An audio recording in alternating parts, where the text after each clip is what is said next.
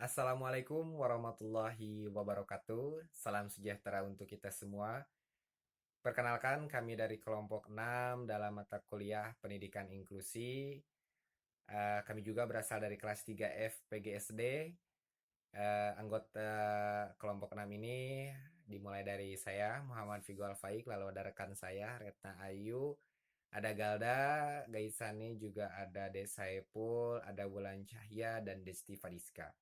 Insya Allah pada kesempatan kali ini kami akan membahas mengenai tunalaras atau gangguan emosi dan perilaku. Sungguh sangat menarik untuk kita bahas. Ada satu pendapat dari Kaufman dan Halahan pada tahun 2006 menyebutkan bahwa ada 3 ciri mengenai tunalaras ini. Yang pertama yaitu munculnya sikap yang ekstrim, lalu ada suatu problem pada emosi, dan yang ketiga yaitu munculnya tingkah laku yang tidak diharapkan oleh lingkungan karena bertentangan dengan harapan sosial dan kultural. Tentunya pendapat ini pun memunculkan banyak spekulasi bahwa ternyata memang tunalaras ini juga bertentangan dengan norma-norma baik yang berada di lingkungan usia maupun masyarakat pada umumnya. Karena tunalaras ini juga menyusahkan dirinya sendiri dan menyusahkan orang lain. Nah, teman-teman sekalian, mengenai tunalaras sungguh sangat mantap apabila kita analisis lebih jauh lagi. Maka dari itu, teman saya selanjutnya akan mengajak teman-teman sekalian untuk berdiskusi lebih jauh lagi. Terima kasih, selamat menyaksikan. Bismillahirrahmanirrahim. Di sini saya akan melanjutkan pembahasan dari Saudara Vigo, yaitu mengenai karakteristik seseorang yang memiliki gangguan emosi atau perilaku.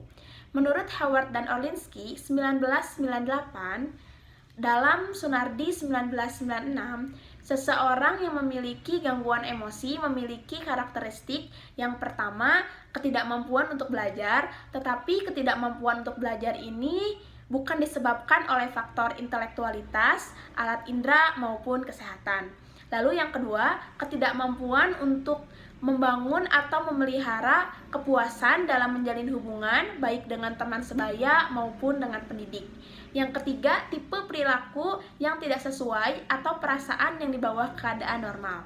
Yang keempat, mudah terbawa perasaan hati atau bisa dibilang orang memiliki gangguan emosi ini memiliki emosi yang labil dan merasa tidak bahagia bahkan stres. Lalu yang terakhir, kecenderungan untuk mengembangkan fisik atau ketakutan-ketakutan yang disosialisasikan dengan permasalahan-permasalahan pribadi atau sekolah. Terima kasih, selanjutnya akan dilanjutkan oleh rekan saya, Galda. Assalamualaikum warahmatullahi wabarakatuh. Perkenalkan, nama saya Galda. Di sini saya akan menjelaskan beberapa hal yang dapat menyebabkan terjadinya gangguan emosi pada seseorang. Yang pertama, keberadaan lingkungan yang negatif serta penuh kekerasan. Kedua, keluarga yang tidak berfungsi dengan semestinya. Ketiga, adanya pengalaman berinteraksi negatif seperti pelecehan, penelantaran, hingga kurangnya pengawasan. Keempat, mengalami kemiskinan ekstrim yang berdampak pada penurunan gizi sehingga menyebabkan malnutrisi. Malnutrisi ini dapat mengakibatkan seseorang menjadi mengalami perubahan dalam hal penalaran serta berpikir. Saya juga akan membahas tentang beberapa hal yang dapat mencegah terjadinya gangguan emosi. Yang pertama, pemberian pendidikan moral. Yang kedua, pemberian pelatihan karakter. Yang ketiga, memberikan informasi kepada keluarga tentang cara-cara berinteraksi yang baik. Dan yang keempat, pemberian terapi individu dan keluarga terhadap seseorang yang mengalami gangguan emosi. Mungkin sekian yang dapat saya sampaikan. Selanjutnya akan dilanjutkan oleh rekan saya. Terima kasih. Wassalamualaikum warahmatullahi wabarakatuh. Bismillahirrahmanirrahim. Di sini saya akan menjelaskan tentang pentingnya stimulasi bagi anak yang memiliki gangguan emosi.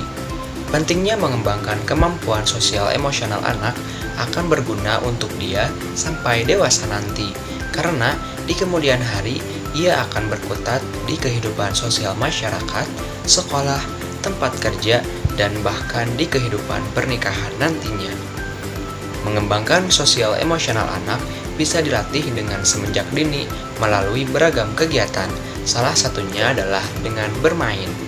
Mainan tidak hanya berfungsi sebagai hiburan, namun dapat membantu mengeksplor bakat dan minat anak, ujar Lina Faulina, Vice President Mothercare dan ELC pada tahun 2017 lalu. Waktu yang tepat dalam memberikan stimulasi adalah pada masa Golden Age, yaitu sejak anak berusia 0 sampai 3 tahun.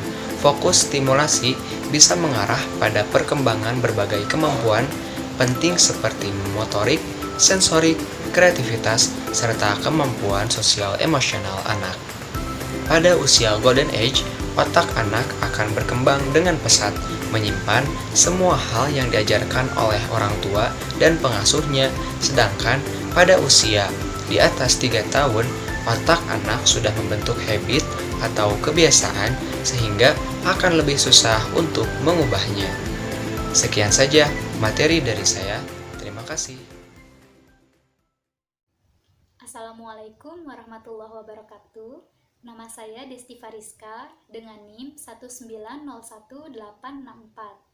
Saya akan menyampaikan stimulasi terkait perkembangan emosi anak. Upaya yang dapat dilakukan oleh guru dalam menstimulasi perkembangan emosi anak, salah satunya adalah dengan mengadakan kegiatan menggambar, yang mana sebagai sarana untuk mengekspresikan pikiran dan juga perasaan anak. Selain itu juga, kegiatan yang banyak dilakukan oleh guru adalah mendongeng dan juga bercerita. Tujuannya adalah untuk meningkatkan komunikasi antara guru dengan peserta didik. Guru juga menggunakan berbagai media, contohnya seperti balok, buku cerita, kaset, dan juga lagu. Guru menggunakan media-media tersebut untuk meningkatkan kemampuan bahasa dan keterampilan anak dalam membaca, dan untuk mengasah kemampuan kognitif anak. Sekian dari saya. Assalamualaikum warahmatullahi wabarakatuh. Bismillahirrahmanirrahim. Assalamualaikum warahmatullahi wabarakatuh. Nama saya Wulan Cahaya Qurani dengan NIM 1909195 dari kelas 3F Pendidikan Guru Sekolah Dasar. Di sini saya akan menjelaskan tentang stimulasi atau stimulus pada anak gangguan emosi atau rangsangan untuk anak gangguan emosi. Jadi yang pertama, peran yang paling penting dalam membangun emosi anak pada anak gangguan emosi itu yang utama adalah peran orang tuanya, karena jika orang tuanya tidak dapat mengkontrol emosinya sendiri, maka anak akan menirukannya. Jadi jika orang tuanya dapat mengkontrol emosinya dengan baik, maka anak juga akan menirukannya dengan anak tersebut dapat mengkontrol emosinya sendiri dengan baik. Yang kedua, minta anak mengenali emosinya sendiri. Jadi misalkan jika anak sedang marah-marah atau uring-uringan tidak jelas, jadi kita itu harus menanyakan atau bertanya kepada mereka, kepada anak tersebut. Misalnya, "Nak, kenapa marah? Oh, mainannya rusak ya. Ya udah yuk kita perbaikin bareng-bareng." Nah, begitu. Jadi anak tersebut tidak akan marah-marah lagi, anak tersebut dapat mengkontrol emosinya karena dia percaya mainannya itu bisa bagus kembali atau seperti semula.